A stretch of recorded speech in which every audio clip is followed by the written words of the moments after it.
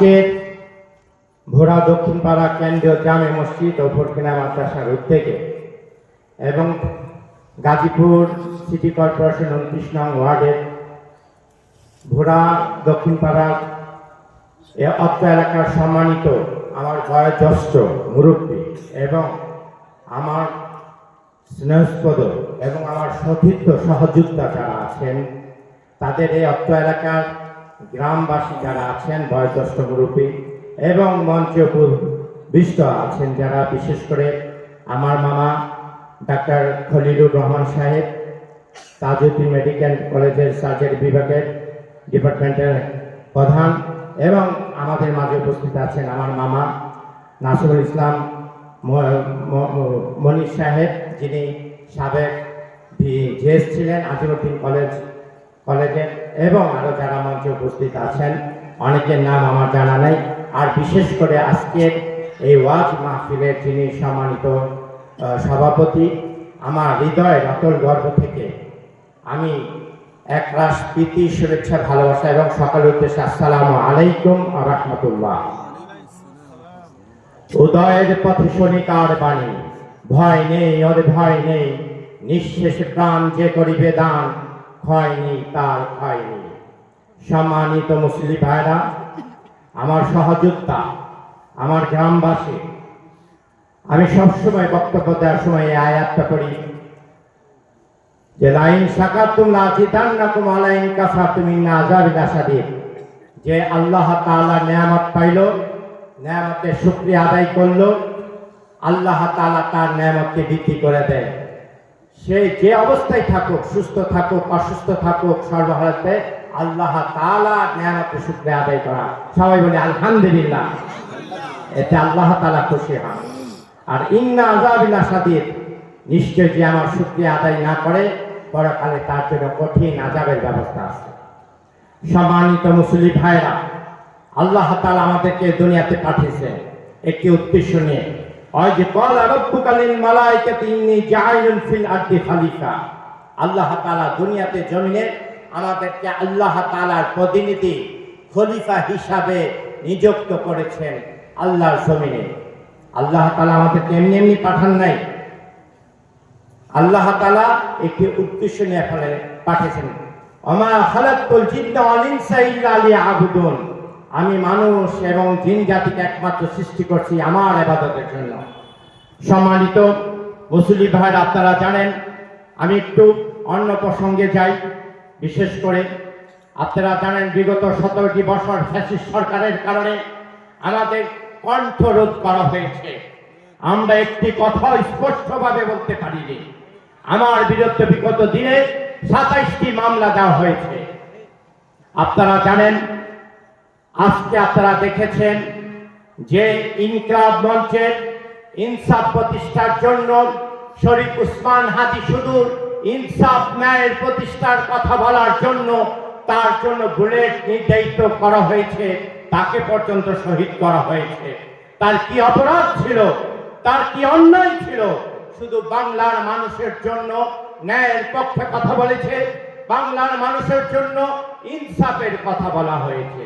আজকে যখন আমি ইনসাফের কথা বলবো, ন্যায়ের কথা বলবো, হয়তো আমার জন্য একটি বুলেট বরাদ্দ থাকবে।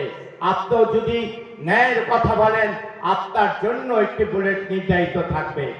সম্মানিত মুসলিম ভাইরা, আসেন, আজকে আমাদের আর বসে থাকার সময় নেই। হৃদয় থেকে জাগ্রত হন। রাত পোহাবার কত দেরি পাঞ্জেরি, এখনো তোমার আসমান ভরা মেঘে সে তারা হেলাল, এখন উঠিনি জেগে, রাত পোহাবার কত দেরি পাঞ্জেরি।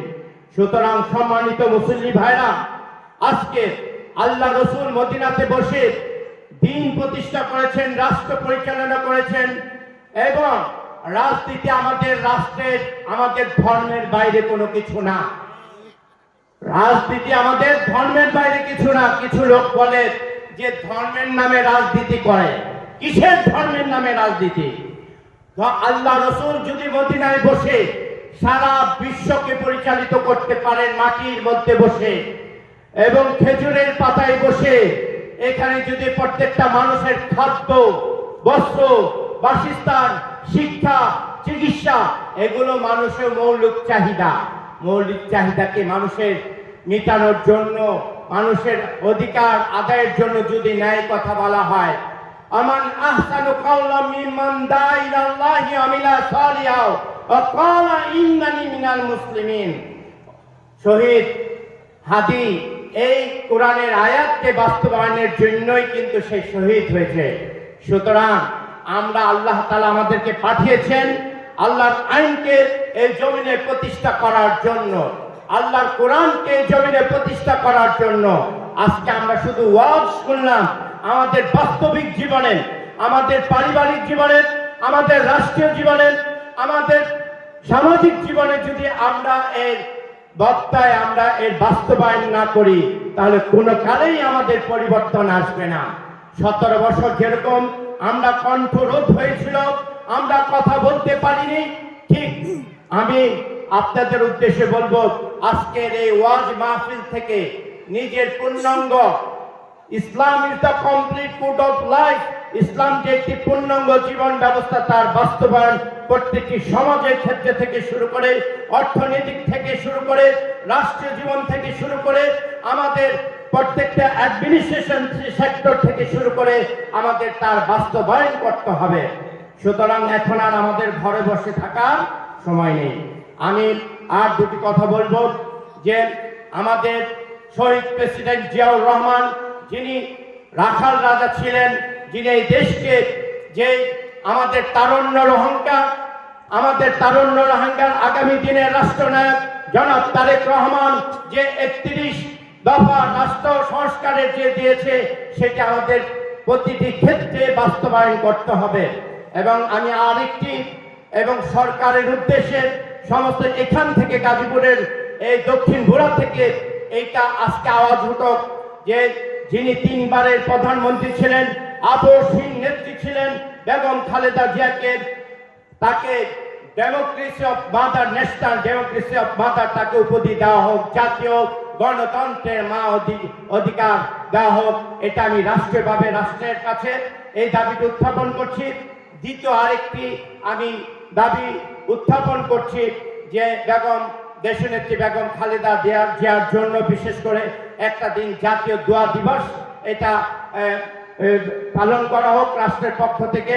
আর প্রত্যেককেই বলবো যে আমাদের আজকের যে ওয়াজ মাহফিল, এই ওয়াজ মাহফিল থেকে আমরা শিক্ষা নেই, আমাদের পারিবারিক জীবন, আমাদের সামাজিক জীবন, আমাদের রাষ্ট্রীয় জীবন, আমাদের আন্তর্জাতিক অঙ্গনে।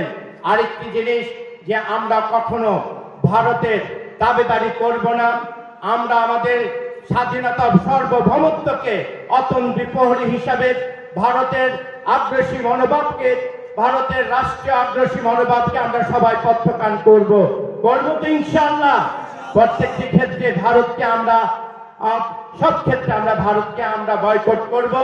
আমরা স্বাধিকার আন্দোলন, আমরা আমাদের দেশকে ভালোবাসি, আমরা আমাদের দেশকে নিজেরাই করব। এটা 24-এর 5 আগস্টের পর থেকে আমাদের স্লোগান। সবাই ভালো থাকবেন, সুস্থ থাকবেন। আমার তৌফিক ইল্লা বিল্লাহিল আলিয়্যিল আযীম।